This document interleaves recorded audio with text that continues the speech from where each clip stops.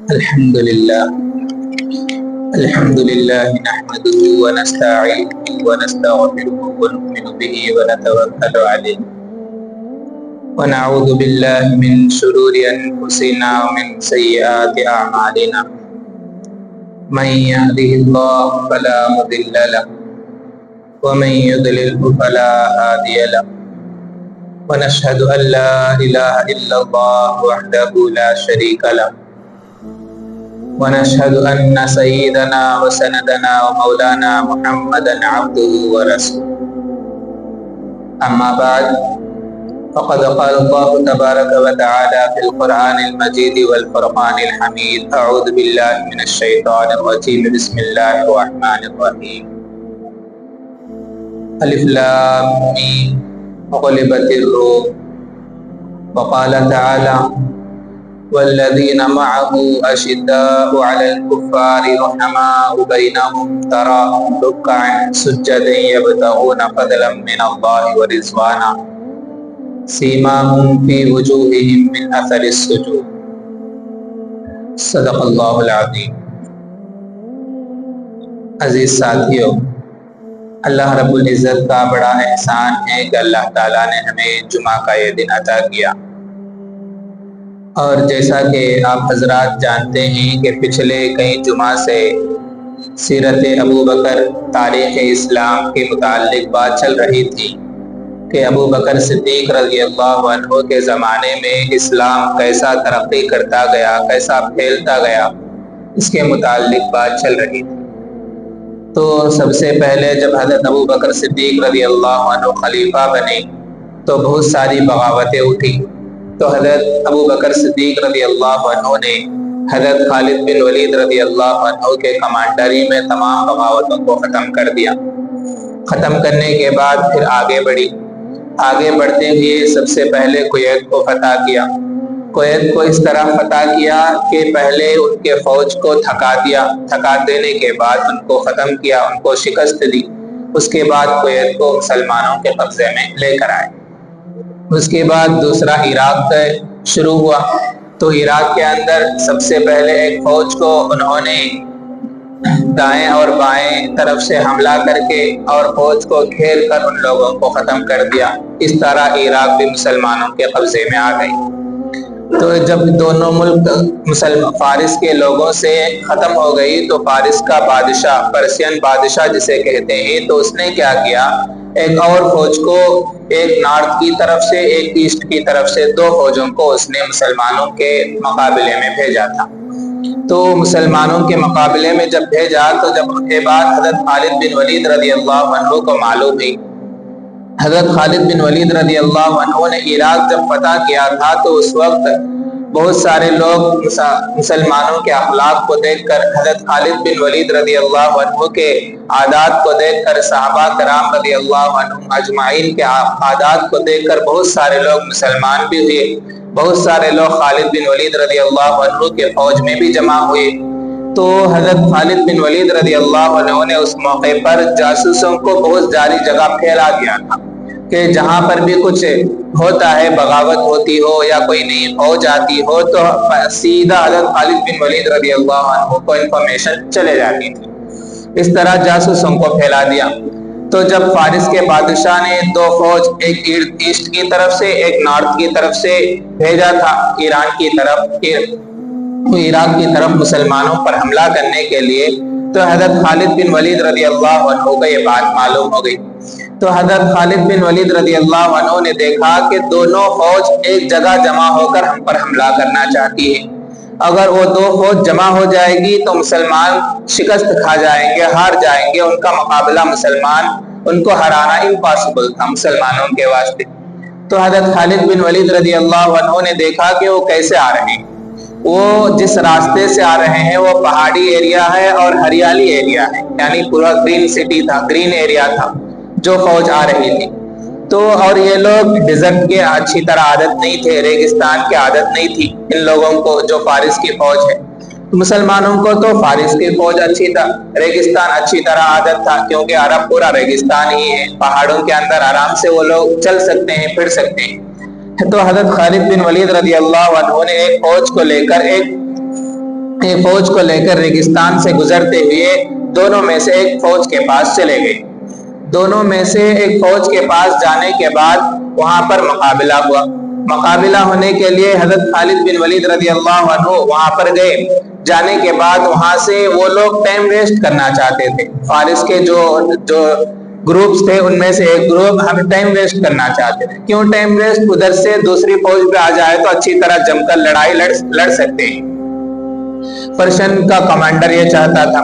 لیکن حضرت خالد بن ولید جلدی ختم کرنا چاہتے تھے۔ تو ادھر سے ایک آدمی سب سے پہلے جب لڑائی شروع ہوتی تھی تو حضرت خالد بن ولید رضی اللہ عنہ ایک آفر دیتے تھے، یعنی ایک ایک کر کے لڑ لیں گے، اس کے بعد جو ہار جائے گا وہ ختم ہو جائے گا، اس طرح آفر دیا کرتے تھے۔ تو اس نے کیا کیا، حضرت خالد بن ولید رضی اللہ عنہ نے آفر دیا۔ تو اس میں سے ایک بہت بڑا آدمی جو 7 فٹ کا آدمی تھا اور ہٹا کٹا بھی تھا، طاقتور بھی تھا، اسے فارس کے لوگ ایک نام دے رکھے تھے۔ اس کی طاقت کی وجہ سے، اس کے لڑائی کی وجہ سے، اس کے جنگ کے اندر مہارت کی وجہ سے وہ لوگ ایک نام دیے تھے، اسے کہتے ہیں ہزار مرد، اس کا نام تھا۔ تو ہزار مرد اس کا نام تھا۔ تو وہ آیا، ادھر سے حضرت خالد بن ولید رضی اللہ عنہ گئے، دونوں کا مقابلہ ہوا۔ مقابلہ ہونے کے بعد حضرت خالد بن ولید رضی اللہ عنہ نے اس کو ہرا دیا۔ ہرا دینے کے بعد ادھر پرشن فوج لڑائی کے لیے تیار نہیں تھی، ٹائم ویسٹ کرنا چاہتی تھی، لیکن حضرت خالد بن ولید نے مسلمانوں کو حکم دیا کہ جا کر تم ہی لڑو۔ تو یہ دوسرا یہ ہے کہ پرشین فوج کو ان کے جاسوسوں نے جو بتایا تھا کہ مسلمانوں کی تعداد بہت زیادہ ہے، وہ اچھی طرح لڑتے بھی ہیں، یہ بات اس کو پرشین فوج کے کمانڈر کو بات معلوم ہوئی۔ لیکن یہاں پر مسلمان دیکھے تو بہت کم دکھائی دے رہے ہیں، گھوڑ سوار بھی کم ہے، ساتھ ساتھ سب بھی پیدل چلنے والے زیادہ ہیں، تو ان کے پاس لڑنے کے آلات بھی کم ہیں، یہ اس نے دیکھا ہے۔ تو یہ دیکھ کر سمجھا کہ اب تو ہماری جیت ہو جائے گی، تو لہٰذا مسلمانوں کا اور پرشین فوج کا آمنا سامنا ہوا، لڑ رہے تھے۔ لڑتے رہے تو اتنے میں جو پرشین فوج کا کمانڈر تھا تو اس نے کیا کیا، لائن بدل دی۔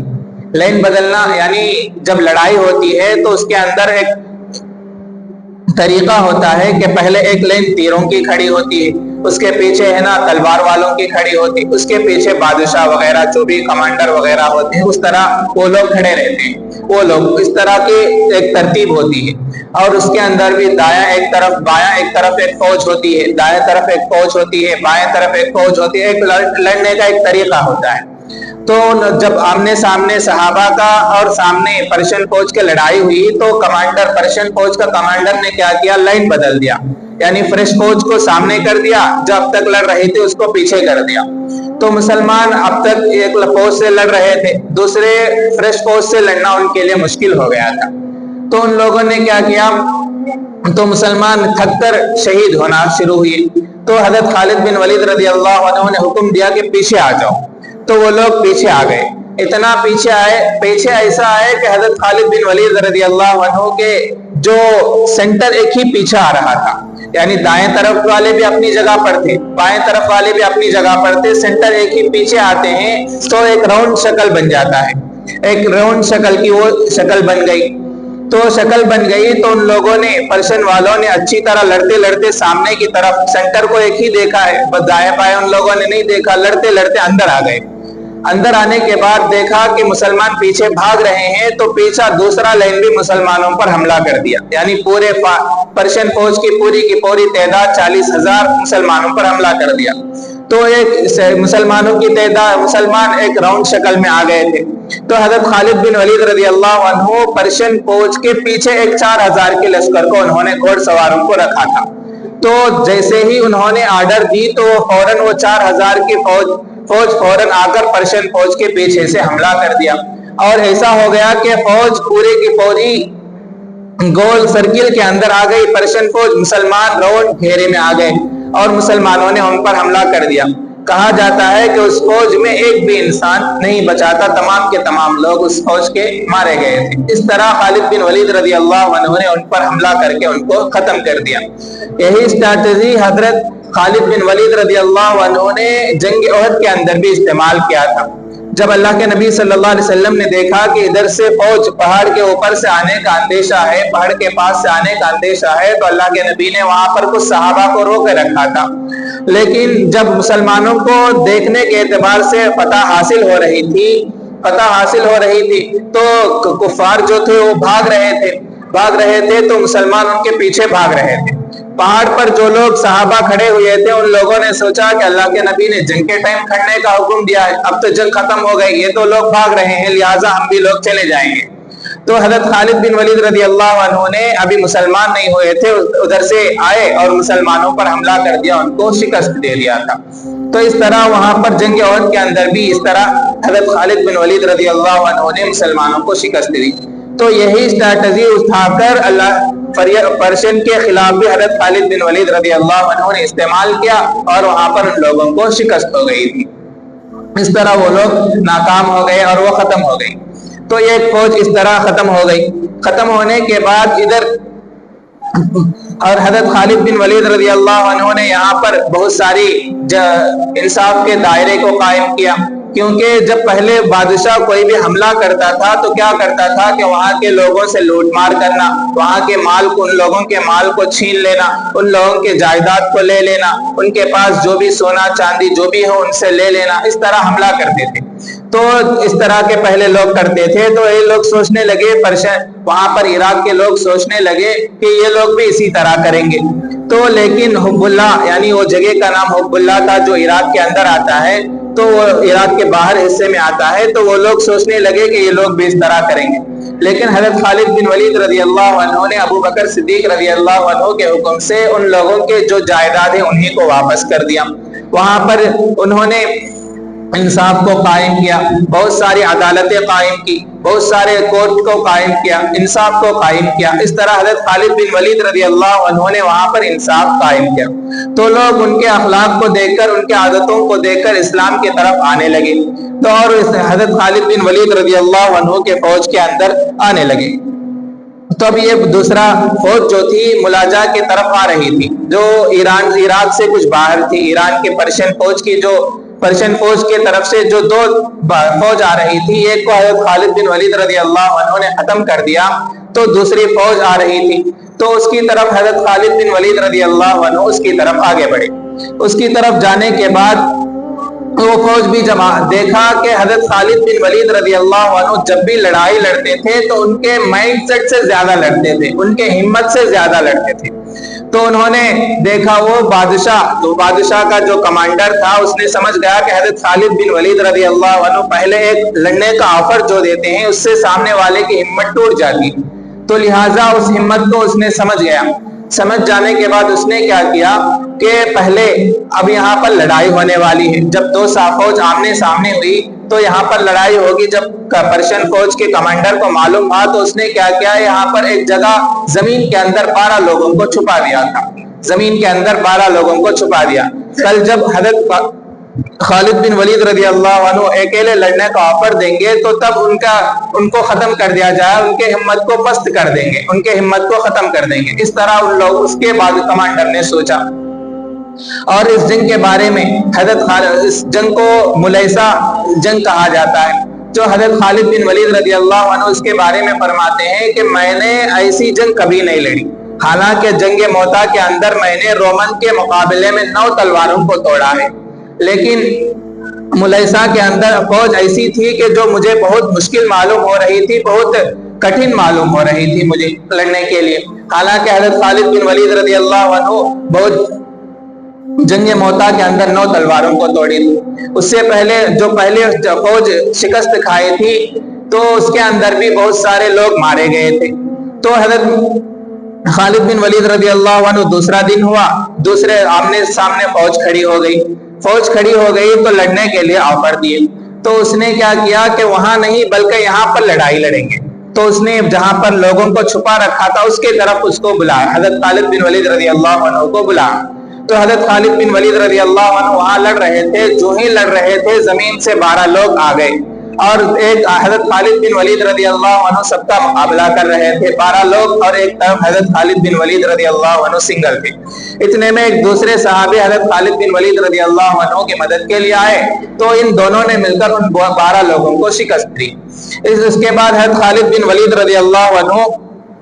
نے ان لوگوں کو بھی، اب اس کے بعد دونوں فوج کا آمنے سامنے ہوا، تو حضرت خالد بن ولید رضی اللہ عنہ نے ان کو مقابلہ کیا اور ان سے شکست ہو گئی۔ تو اس کے اندر ایک کمانڈر آیا تھا، کمانڈر کو پکڑ لیا گیا، یعنی جو ارسٹ ہو کر آیا تھا ان کے فوج میں سے، وہ کہہ رہا تھا کہ حضرت خالد بن ولید رضی اللہ عنہ کے بارے میں ان لوگوں میں مشہور تھا۔ کیوں حضرت خالد بن ولید رضی اللہ عنہ کے بارے میں وہ لوگ اتنا ڈرتے ہیں، وہ بات وہ بتا رہا تھا کہ تمہارے بارے میں ایک بات ہمیں معلوم ہوئی کہ ایک بار تم لڑائی لڑ رہے تھے، لڑائی لڑتے ہوئے تمہارے ہاتھ سے تلوار ٹوٹ گئی، تو اللہ تعالیٰ نے آسمان سے تمہیں ایک تلوار دی اور تمہیں سیف اللہ کہہ کر لقب دیا، تو اس وجہ سے تمہیں فتح حاصل ہوتی ہے۔ ہمارے لوگوں کے اندر یہ بات مشہور ہے، یعنی حضرت خالد بن ولید رضی اللہ عنہ کے ساتھ ایسا واقعہ تو پیش نہیں آیا۔ جب یہ بات وہ کمانڈر بول رہا تھا تو مسلمان ہنس رہے تھے۔ دیکھیں تو خالد بن ولید رضی اللہ عنہ کا روب، خالد بن ولید رضی اللہ عنہ کا دبدبا رومن کے اندر اور فارس کے فوج کے اندر اتنی بھری ہوئی تھی، اتنا ڈر ان کے پاس تھا،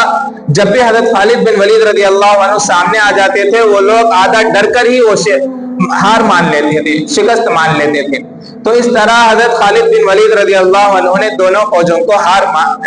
یعنی شکست دے دی، ہرا دیا۔ اس طرح مسلمانوں کو کامیابی حاصل ہوئی۔ تو یہاں پر حضرت خالد بن ولید رضی اللہ عنہ نے اپنے فوج کو جمع کیا اور اپنے فوج کو یہاں پر فوج کو بھی جمع کیا، اور ساتھ ہی ساتھ دوسرے فوج جو ابھی مسلمان نئے مسلمان ہو رہے تھے، حضرت خالد بن ولید اور صحابہ کے اخلاق کو دیکھ رہے تھے، اور حضرت خالد بن ولید رضی اللہ عنہ نے ابو بکر صدیق رضی اللہ عنہ کے جو احکام تھے اس کے اوپر پورے پابند تھے۔ کیا احکام تھے؟ کہ بچوں کو نہیں مارنا، بوڑھوں کو نہیں مارنا، عورتوں کو نہیں مارنا، درختوں کو نہیں مارنا۔ اس طرح حضرت خالد بن ولید رضی اللہ عنہ تمام احکام دے، ابو بکر صدیق رضی اللہ عنہ نے خالد بن ولید کو یہ تمام احکام دے رکھے تھے۔ تو اس طرح حضرت خالد بن ولید ان احکام کی پابندی کرتے ہوئے لڑائی لڑ رہے تھے۔ ان لڑائی کی وجہ سے، ان روب کی وجہ سے وہ لوگ روم فارس کی پرشین لوگ ہمیشہ ناکام ہو کر پیچھے ہٹتے چلے آتے تھے۔ اس طرح مسلمانوں کی فوج آگے بڑھتے بڑھتے بہت دور تک پہنچ گئی، اتنا دور تک پہنچ گئی کہ فارس کے قریب یعنی فارس کا جو بادشاہ کا جو جگہ تھا اس جگہ کے قریب پہنچ رہی تھی۔ تو ادھر دیکھا کہ پرشین بادشاہ نے دیکھا کہ اس کے دونوں فوج ناکام ہو گئی، تو اس نے کیا کیا، ایک تیسری فوج کو ریڈی کیا جو 25 ہزار کے مقابلے کے اندر 25 ہزار کی جو تعداد تھی۔ یہ 25 ہزار کی تعداد کیوں ہوئی؟ جو اس سے پہلے ملیسا کا جو جنگ ہوا اس کے اندر مسلمان ہار رہے تھے، تو حضرت خالد بن ولید رضی اللہ عنہ نے دعا کیا کہ یا اللہ اگر یہ فوج کامیاب ہو گئی تو میں حج کر کے آؤں گا، تو یہ منت انہوں نے مانگی۔ تو یہاں پر ایک مسئلہ یہ بھی ذہن میں رکھ لے، مسئلہ سنتے جائیں کہ جب بھی کوئی منت مانگنی ہو تو عبادت کی منت مانگنی چاہیے۔ نماز پڑھوں گا، روزے رکھوں گا، عبادات کروں گا، زکوٰۃ ادا کروں گا یا خیرات کروں گا، ایسے منت مانگنی چاہیے۔ ایسا نہیں میں داڑھی چھوڑ لیتا ہوں، مچھا چھوڑ لیتا ہوں، بالا کٹا لیتا ہوں، ایسے چیزوں کی منت مانگنا بالکل جائز اور درست نہیں ہے۔ تو حضرت خالد بن ولید رضی اللہ عنہ نے ایسی چیز حج کی منت مانگی تھی، اگر یہ لوگ ملیسا کے اندر مسلمان کامیاب ہو گئے تو میں حج کر کے آؤں گا۔ حضرت خالد بن ولید رضی اللہ عنہ نے فوراً اپنے ٹیم کو الحرا کے پاس واپس بلا لیا۔ تو وہ واپس ہو رہی تھی تو حضرت خالد بن ولید رضی اللہ عنہ نے فوراً پیچھے آ کر ایک تیز رفتاری کے ساتھ کچھ لوگوں کو لے لیے اور تیز رفتاری کے ساتھ الحرا سے لے کر مدینے کے مکہ کی طرف گئے، اور وہاں پر جا کر حج کے ایام چل رہے تھے، انہوں نے حج کیا اور فوراً بیچ میں بہت کم انہوں نے ریسٹ لیا تھا، بہت کم انہوں نے کھانا پینے کے لیے وقت ٹائم بیکار کیا تھا، کھانے پینے کے لیے بھی ٹائم بیکار نہیں کیا، بلکہ تیز رفتاری سے گئے اور تیز رفتاری سے حج بھی کر لیا اور اسی کے ساتھ وہ پھر واپس آ گئے۔ دیکھا تو وہ ٹیم جو حضرت ابھی مسلمان پرشین فوج کو جو ہرائی تھی واپس آ رہی تھی، ابھی وہ شہر کے اندر انٹرنس ہو رہی تھی۔ حضرت خالد بن ولید حضرت ابو بکر صدیق رضی اللہ عنہ کے راہ جنگ بہت تیز تھی، یعنی بہت بھاری تھی، بہت تیز تھی۔ کہ کسی بھی طرح حضرت خالد بن ولید رضی اللہ عنہ کا یہ جو حج کا معاملہ ہے حضرت ابو بکر صدیق رضی اللہ عنہ کو بات پہنچ گئی تھی۔ حضرت ابو بکر صدیق رضی اللہ عنہ نے انہیں وارننگ دی تھی کہ آئندہ سے کبھی بھی اپنے حکم کے بغیر، اجازت کے بغیر وہاں سے نہ ہٹے، اور اجازت کے بغیر کوئی بھی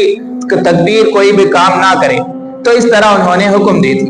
تو اس کے بعد پرشن فوج نے دیکھا کہ یہاں پر جب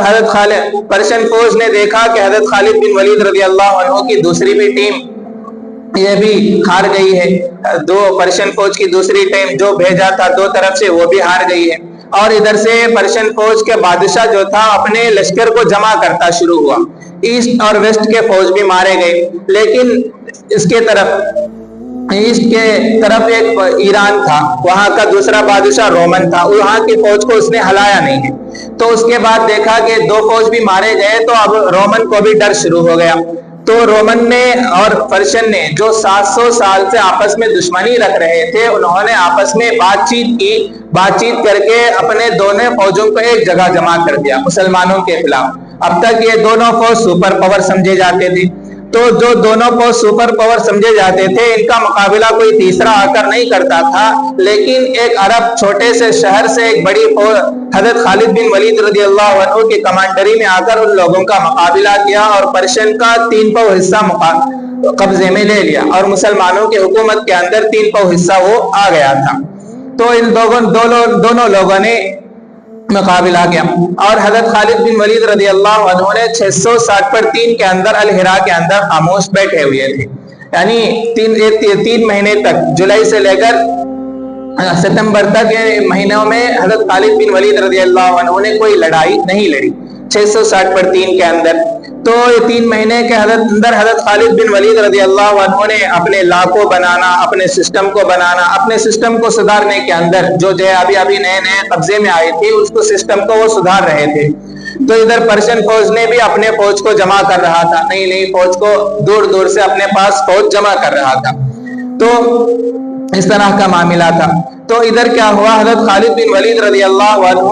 رومن کے خلاف بھی بڑا مشورہ کر رہے تھے، حضرت ابو بکر صدیق رضی اللہ عنہ۔ ادھر حضرت خالد بن ولید رضی اللہ عنہ اپنے سسٹم کو سدھار رہے تھے۔ تو ادھر سے پرشن کا فوج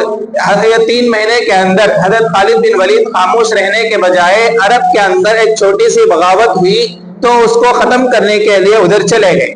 جا کر وہاں پر اس بغاوت کو ختم کر دیا۔ ختم کرنے کے بعد پھر واپس آئے تو ادھر پرشن کے بادشاہ کو معلوم ہوا کہ خالد بن ولید الحرا کے اندر موجود نہیں ہے، تو انہوں نے 25,000 کے فوج کو بھیجا۔ 25,000 کے فوج کو مسلمانوں کے مقابلے کے لیے انہوں نے پرشن بادشاہ نے بھیجا۔ تو تینوں الحرا کے قریب جاؤ اور مسلمانوں پر حملہ کر دو، 75 یعنی 75,000 فوج کو مسلمانوں پر حملہ کرنے کے لیے بھیجا۔ تو ادھر حضرت خالد بن ولید اس بغاوت کو ختم کر کے الحرا کے پاس واپس آئے۔ واپس آنے کے بعد دیکھا کہ یہاں پر 25,000 کی 3 ٹیم آ رہی ہے مسلمانوں کے خلاف۔ تو حضرت خالد بن ولید رضی اللہ عنہ نے اپنے کمانڈرز کو جمع کیا اور مشورہ کیا کرنی چاہیے۔ تو انہوں نے ان کے جاسوسوں کے مطابق جو پلان معلوم ہوا کہ کہاں سے فوج آ رہی ہے اور کدھر سے آ رہی ہے، تو حضرت خالد بن ولید رضی اللہ عنہ نے پلاننگ بنائی۔ اسی حضرت خالد بن ولید کی اسی علم کی وجہ سے، اسی حکمت کی وجہ سے آج بھی آکسفورڈ اور ہارورڈ یونیورسٹیز کے اندر حضرت خالد بن ولید رضی اللہ عنہ کے جنگی اعمال کو، جنگی تدابیر کو پڑھایا جاتا ہے۔ تو حضرت خالد بن ولید رضی اللہ عنہ نے مشورہ کیا کرنی چاہیے، تو اس کے بعد انہوں نے پلاننگ بنائی۔ کیا پلاننگ بنائی؟ 3 جماعتیں، حضرت خالد بن ولید رضی اللہ عنہ کے پاس جو فوج تھی اس کی 3 جماعتیں بنائی، اور ہر جماعت کے اندر 5-5 ہزار کی تعداد کو رکھا تھا، 5-5 ہزار کو تعداد کو رکھا، جس کے اندر ایک ٹیم حضرت خالد بن ولید رضی اللہ عنہ نے لے لی، اور دوسری ٹیم حضرت قعقاع بن عمر رضی اللہ عنہ کو لے لی، تیسری حضرت ابو لیلہ رضی اللہ عنہ کے پاس 3 ٹیم انہوں نے دے دی۔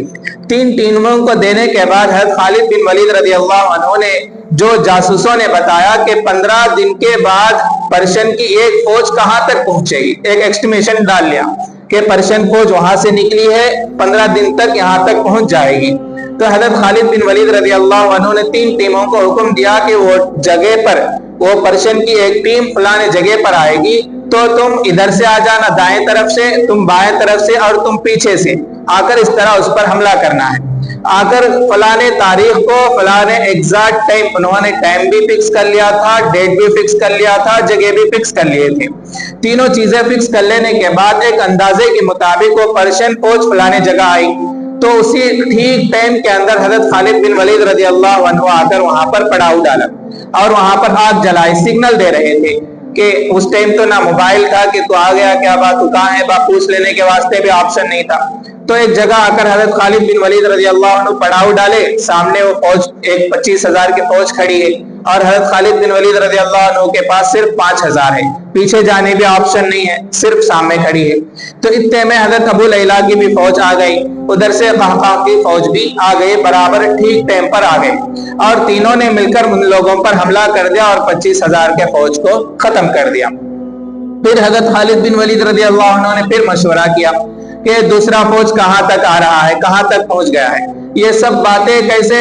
جاسوسوں کے ذریعے حضرت خالد بن ولید رضی اللہ عنہ کو معلوم ہوتی تھی، جاسوس رائے انٹیلیجنس کے طرف سے حضرت خالد بن ولید رضی اللہ عنہ کو معلوم ہوتے رہتی تھی۔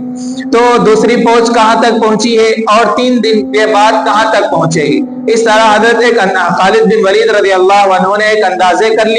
لینے کے بعد پھر تینوں فوج وہاں پر چلے گئے اور وہاں پر جا کر اس کو بھی ختم کر دیا، اور اسی طرح تیسرے فوج کے اوپر بھی پلاننگ بنا کر ان کو بھی ختم کر دیا۔ ختم کرنے کے بعد ادھر دیکھا کہ تمام فوج ختم ہو گئی، تو ادھر رومن اور پرشین کے بادشاہوں نے دیکھا کہ اسی طرح ہوتا رہے گا تو ہم بھی ختم ہو جائیں گے، لہٰذا ہمیں کیا کرنی چاہیے۔ آپس میں ان لوگوں نے اپنی پرانی 700 سالہ دشمنی کو ختم کیا۔ ختم کرنے کے بعد ان دونوں نے مقابلے کے لیے تیار ہو گئے تھے۔ اللہ تعالیٰ کہنے سننے سے زیادہ عمل کرنے کی توفیق عطا فرمائے۔ وما علیہ الا البلاغ۔